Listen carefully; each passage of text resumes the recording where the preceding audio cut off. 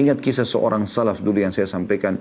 Dia miskin dan dalam kisah yang saya dapatkan ini tidak ditemukan. Atau saya tidak temukan namanya. Tapi kisah ini sahih insyaAllah. Dia kerja setiap hari dan pekerjaannya.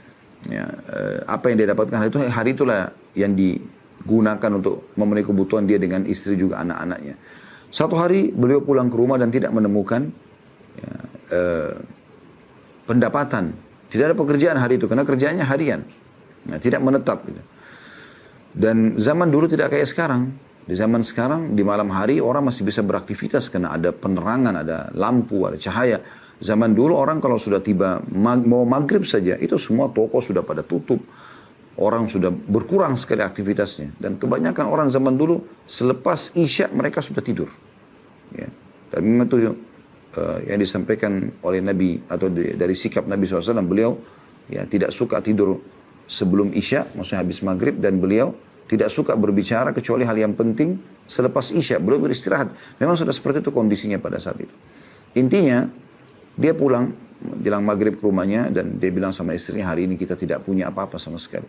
Istrinya bilang, anak-anak sama saya sama sekali belum makan dari pagi. Maka dia mengatakan, baik saya coba keluar lagi, ya ikhtiar cari jalan keluar gitu. Dan itu setelah dia istirahat sejenak, kurang lebih di awal malam ya, mungkin selepas ya jam-jam 9, jam 10 malam kalau kita sekarang mungkin, keluarlah dia, kemudian dia keliling untuk mencari kira-kira dia harus dapat rezeki dari mana gitu. Pada saat dia keluar, dia juga berpikir kalau dia minta pada orang apakah dia akan diberi atau tidak gitu. Padahal kondisinya dia mendesak, harus. Maka dia pun tiba-tiba terlintas di benaknya untuk menuju ke satu masjid di dekat rumah dia. Kemudian dia masuk, lalu dia wudhu dan dia sholat di sana.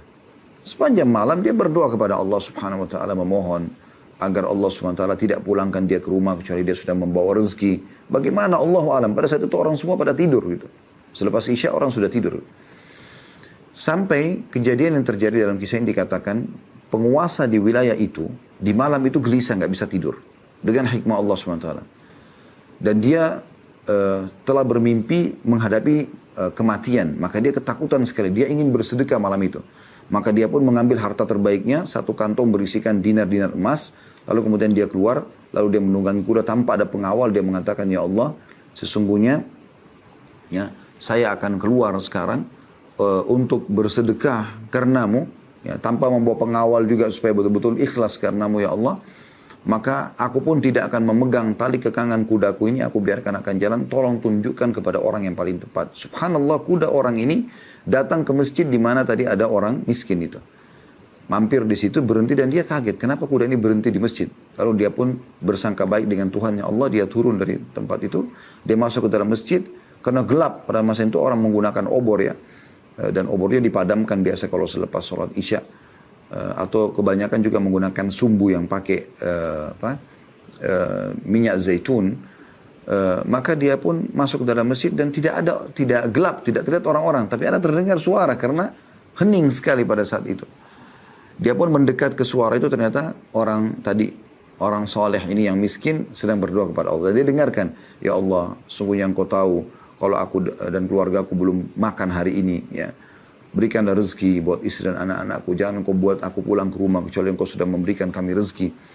Teruslah dia berkeluh kesah, maka orang pemimpin wilayah itu duduk di belakang orang ini, dia biarkan sampai selesai berdoa. Di saat dia menemukan kesempatan orang ini selesai ya berdoa, dan orang ini juga merasa sebenarnya karena pada saat itu lagi hening, dia tahu kalau di belakang ini lagi ada orang, mungkin orang lain yang mau sholat, mungkin prasangka dia begitu. Selesai itu langsung si pemimpin wilayah ini menegur dia, mengatakan, saya sudah mendengarkan doa kamu dan saya sebenarnya keluar malam ini ingin bersedekah. Maka saya berharap terimalah sedekah saya ini karena Allah, diberikanlah kantong yang ada dinar emas ya. Jadi ini sangat besar sekali nilainya. Kemudian dia mengatakan, saya cuma mau menyampaikan kepada kamu, saya pemimpin wilayah ini, apapun yang kau butuhkan mulai hari ini tinggal sebutkan dan datang kepada saya. Saya akan penuhi karena saya sangat yakin yang menggerakkan saya bertemu dengan kamu adalah Allah. Maka orang miskin ini mengucapkan kata-kata, sebenarnya semua kisah panjang ini intinya ini gitu. Ya, dia mengatakan, terima kasih jazakallahu khairan, semoga Allah balas Anda dengan kebaikan, tapi ketahuilah kalau saya punya hajat maka saya tidak akan datang kepada anda. Tapi saya akan datang kepada zat yang telah mendatangkan anda kepada saya. Maksudnya kepada Allah subhanahu wa ta'ala. Ya. Dan begitulah orang beriman. Dia minta kepada Tuhannya. Dan Allah punya cara untuk memberikan dan memenuhi kebutuhan kita.